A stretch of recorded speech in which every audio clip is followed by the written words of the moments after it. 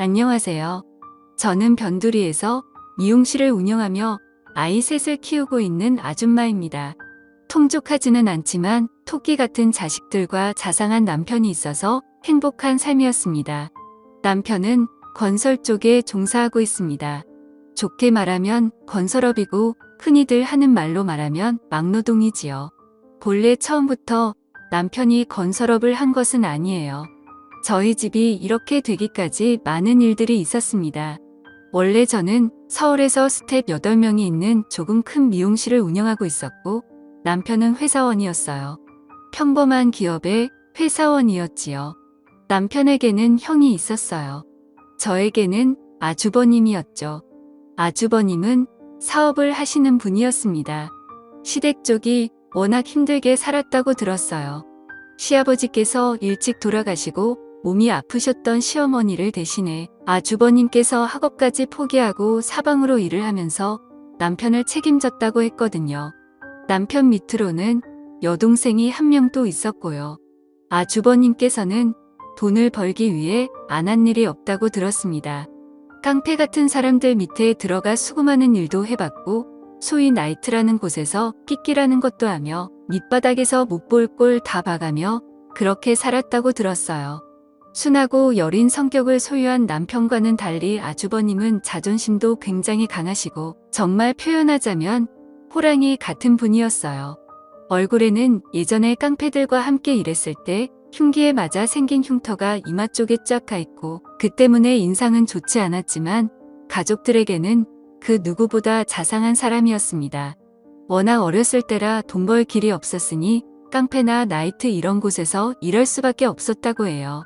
먹고 살기 위해 일부러 강해 보이려고 그렇게 한 것도 있었고요.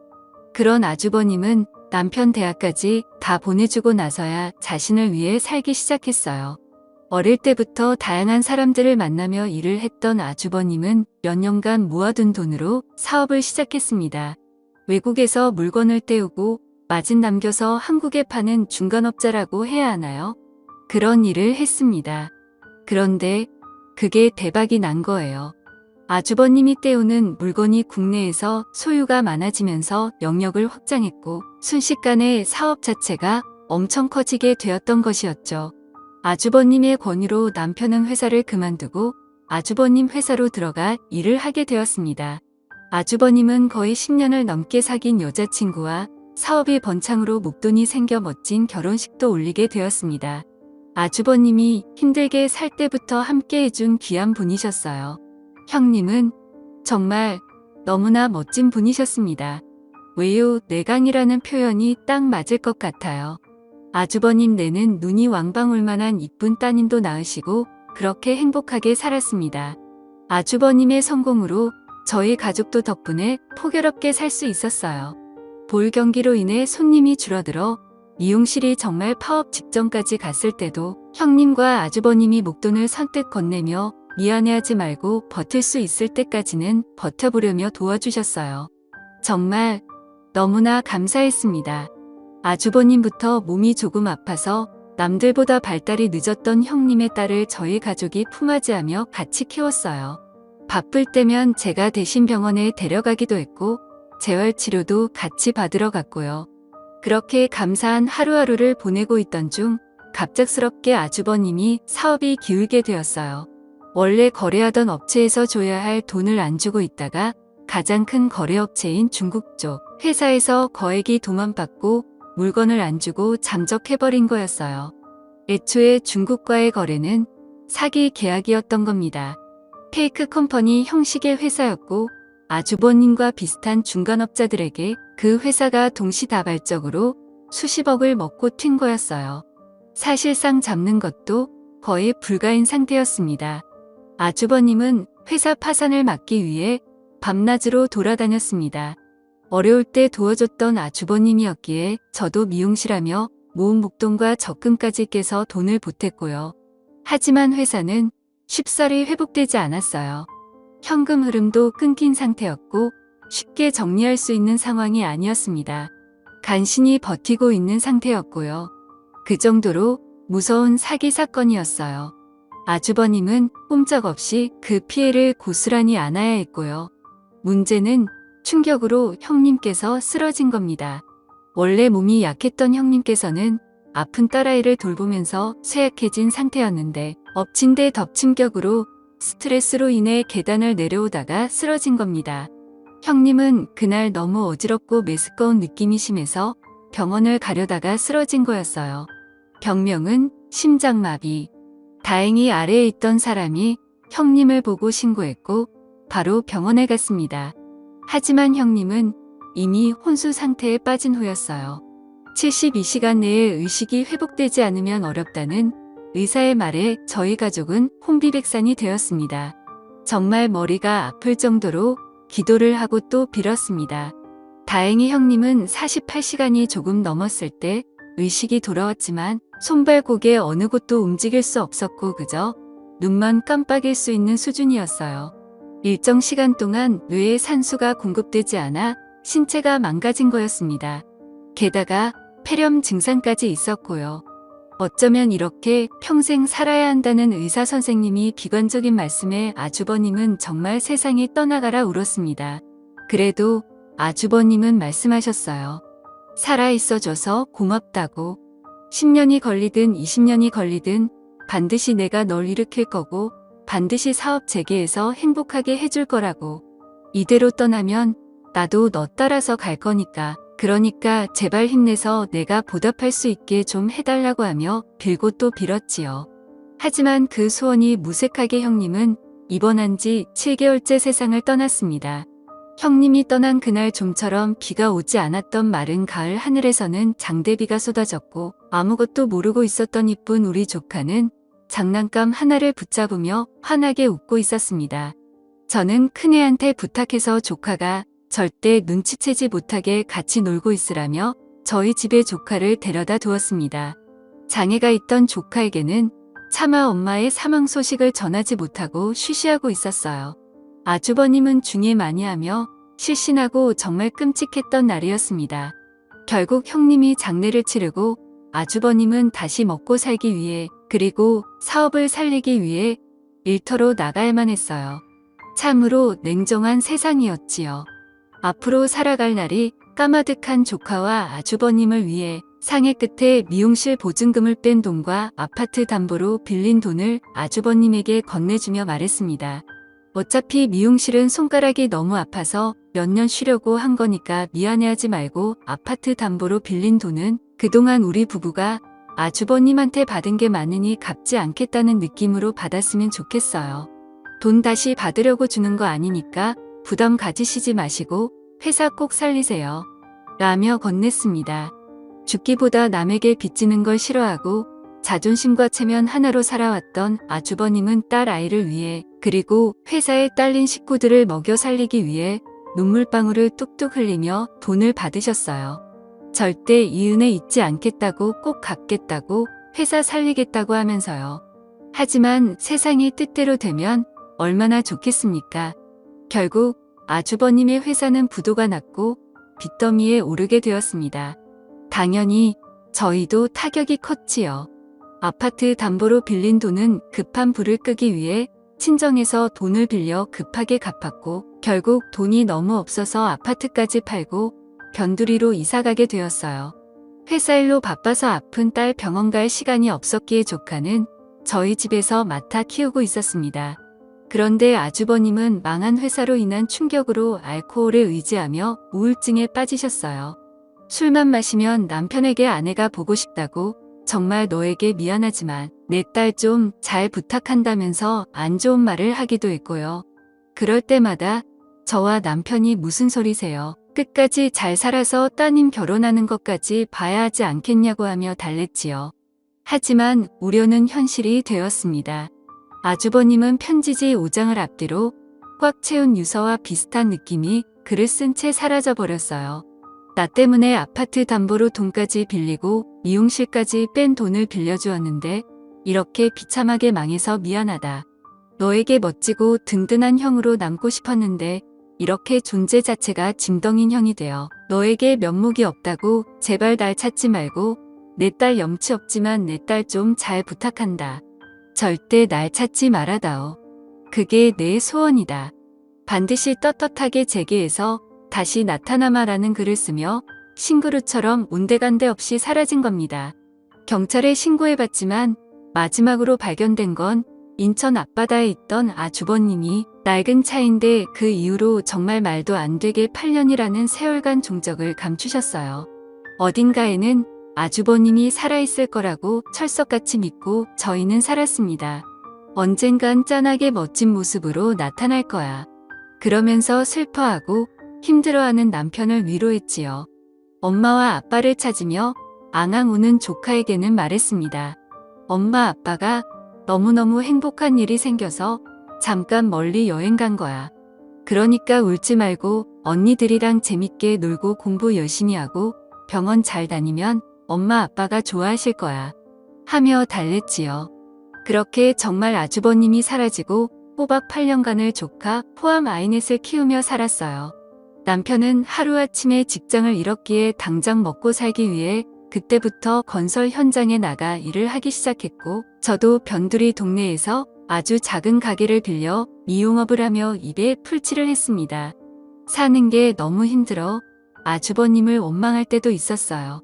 이렇게 예쁘고 토끼 같은 자식을 두고 왜 도망가냐고 끝까지 책임지는 게 아빠고 남자 아니냐며 엉엉 울 때도 있었습니다. 큰딸 졸업식이랑 조카 졸업식이 겹칠 때면 조카가 서운하지 않게 저는 큰딸에게 남편은 조카한테 가서 최대한 공평하게 사랑을 주려고 노력했습니다. 조카는 저와 남편이 마음을 알았는지 발달 치료도 잘 받아서 정상 스펙트럼 안에 들어오는 판정을 받게 되었어요. 비장애인보다 조금 산만한 정도지만 비장애인과 함께 학교를 다니는데 문제는 없다는 결과였지요. 이제 우리 집에도 꽃필 날이 오나 보다 하면서 한시름 놓고 있을 때 남편이 건설 현장 5층 높이 건물에서 떨어진 사고가 난 겁니다.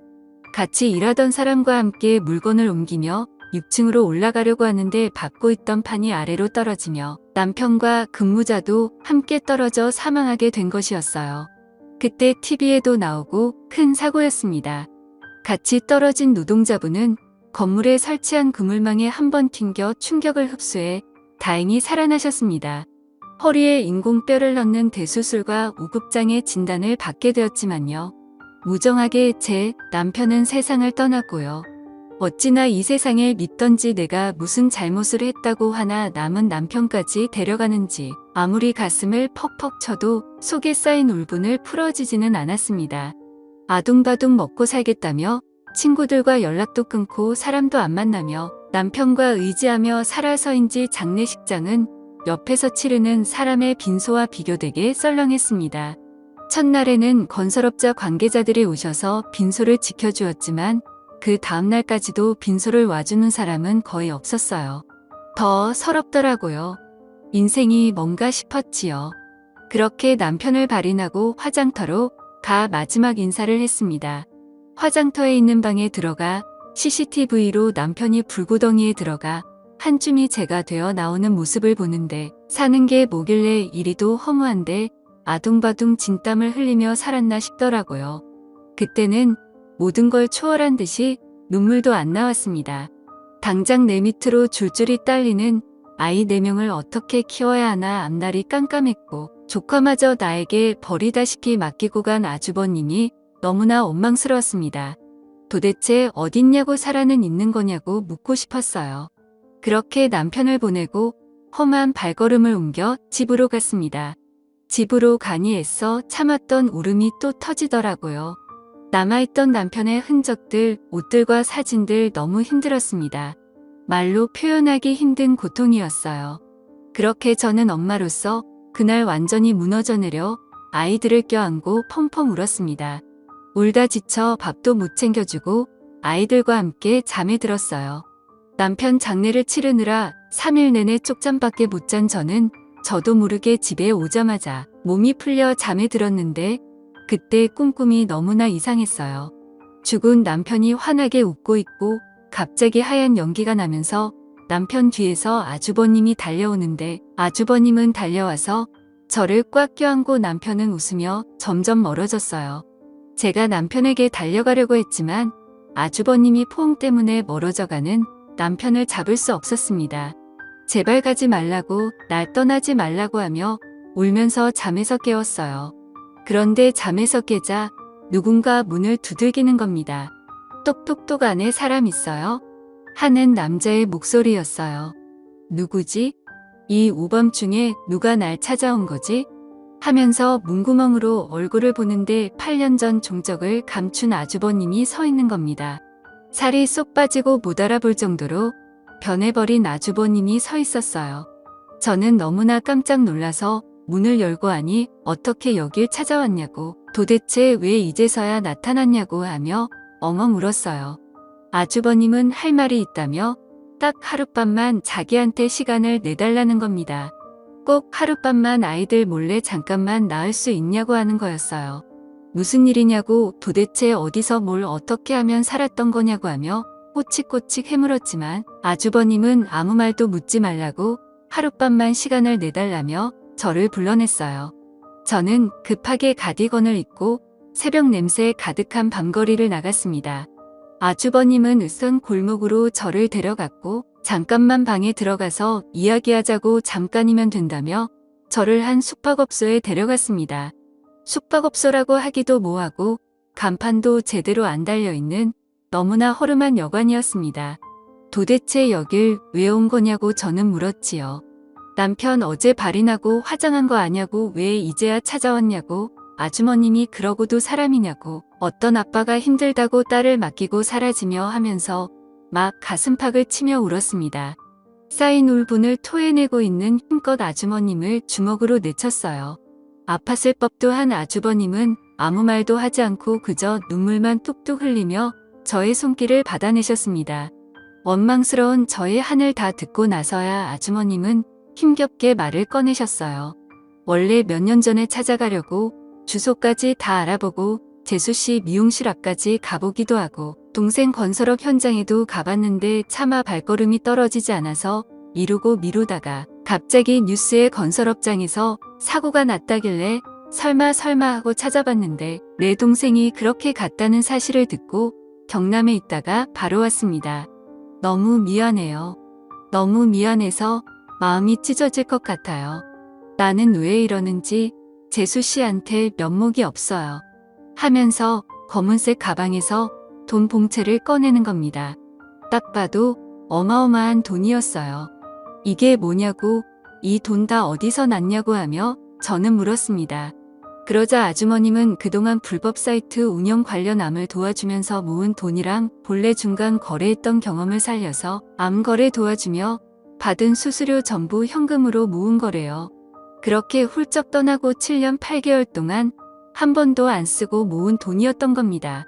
이제 와서 이게 뭔 소용이 있을란가 싶었지만 재수 씨한테, 그리고 내 동생한테 너무 미안해서 내 딸한테 차마 못난 압이라서 이거라도 주고 싶네요. 여기에서 보자고 한 거는 사람 있는 곳이나 CCTV 있는 곳에서 재수 씨한테 돈 준 거 걸리면 재수 씨도 안 좋은 일에 힘을 낼 것 같아서 그런 거예요. 재수 씨, 오늘 재수 씨와 보낸 이 하룻밤을 끝으로 저는 떠나려고 합니다. 다시 또 이런 더러운 일을 하며 번 더러운 돈으로 세상에 없던 사람처럼 살아가야겠지요. 재수 씨도 저 찾지 마세요. 우리 딸한테는 그냥 아빠가 먼 곳으로 갔다고 해주세요. 라는 겁니다. 저는 말했지요. 아주버님 왜 그러세요?